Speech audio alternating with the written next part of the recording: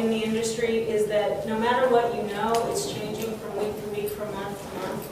And so really it's better for an interactive approach, like Gerardo and I have been working together, and I come to him and say, what do you think, what did you hear, what should we do? And he does the same thing, and oh, this happened here, and we're starting to see certain trends. But even with the people that are really doing it all the time, I went to a 2-day seminar about 2 or 3 weeks ago, and they've been in the foreclosure industry back in the the 80s and 90s, and they're saying, even though they've seen this type of market before, it's still different than it was in the 80s and 90s. There's factors that are way different now, and so they're learning from week to week and month to month. They start these blogs so that everyone can, try to stay up to date. A lot of things are happening. Sean gave me an article recently that is saying, did you see that one?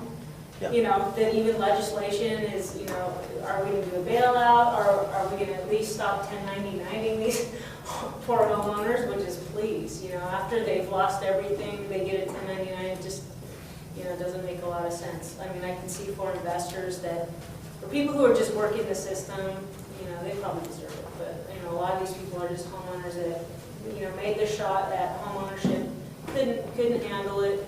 But then, what, 80% did? So 20% of subprime is going bad, so 80% is not, though.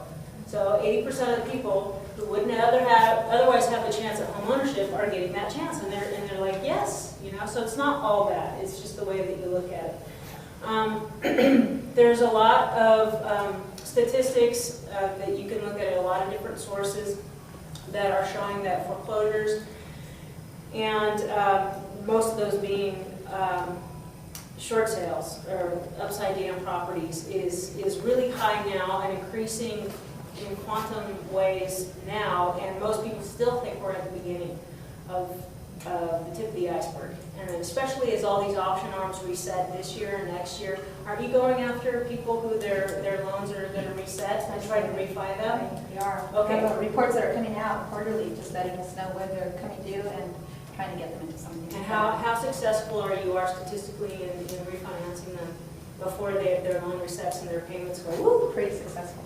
Most of the time? Yeah, I would say maybe about 70% capture. Okay, what happens to the 30%? Either sales, other things are going on where they're not concerned. It could be investment properties where they like the type of payment they're in and have other plans for the property. So a number of different things are going on with that 30%. Are you seeing anything where the people are going to basically be in foreclosure Are you?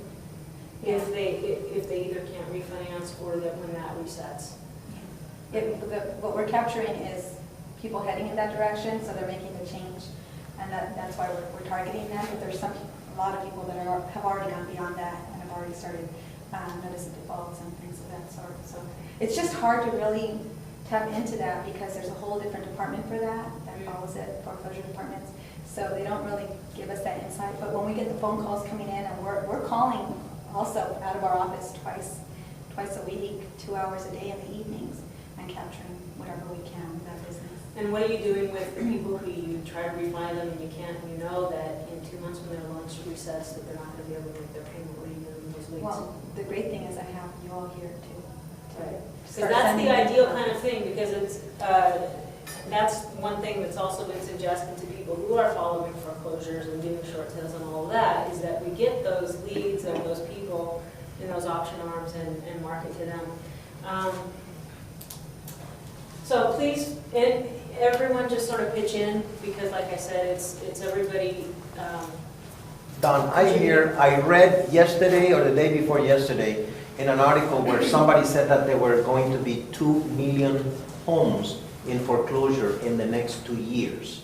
I mean, 2 million homes, there's only about 6 million homes that sell in any given year in the United States. Is this real? That almost 1/3 of all the homes?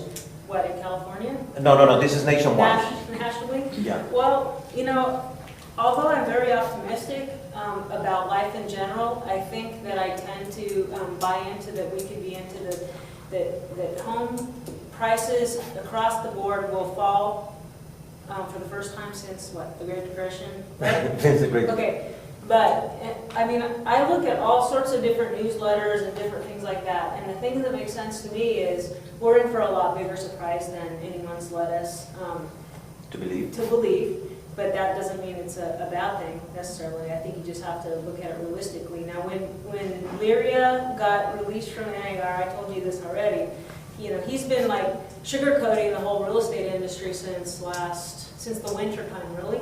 You know, it's like, oh, well, it's bad weather. Then he leaves the NAR and he goes, just kidding, we're in for a major recession. You know, once he's not, you know, a part of the organization and having to, you know, keep realtors alive and happy and all that. So, I think that it's going to get really, really interesting. In fact, this morning I met with a lady who's been in real estate. This is out in Corona, so she's out in her specialty is Inland Empire, Riverside, and San Bernardino counties. She's been a broker since the early '80s. She's done notes. She made a fortune in notes, lost it, you know, keeps marrying these stupid guys, right? And so keeps losing her money. And then she went through a foreclosure time and she's done subdivisions, she's done everything. And what she's saying, of course, the next trend is the foreclosure market and the short sale market. However, she's saying, you know, Dawn, you're lucky there in LA County where you are. Out here in Riverside and San Bernardino counties, it is sliding fast. It is sliding fast. She says, I list my short sale listings at 30% below market and I cannot get an offer. And if I did, the bank would probably say no right now anyway, because it's so much below. So there, I mean, even on the stuff that was Pomona, like I'm working with Anna, and I'm looking at, and Sean, those two that are in Pomona, it's not that far out, right? I mean, you guys live in Claremont, you're still in part of civilization. But you look at, I'm doing these comps to try to make this marketing history for the lender because, you know, I've tried to talk to the BPO now, the guy's doing the appraisal, and so hopefully I'm getting them on board and creating, you know, just some camaraderie there. But when I'm putting together my numbers, I'm looking at going, look, Mr.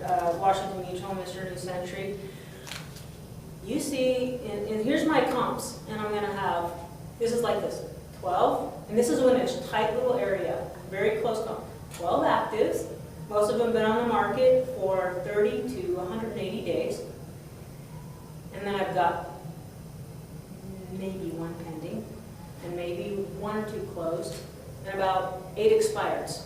So you want to look at the comps, 12 plus 8 is 20 that aren't in the pending or closed category. Like that condo. Nothing has closed in the last 4 months. The last closing of any comp in that area was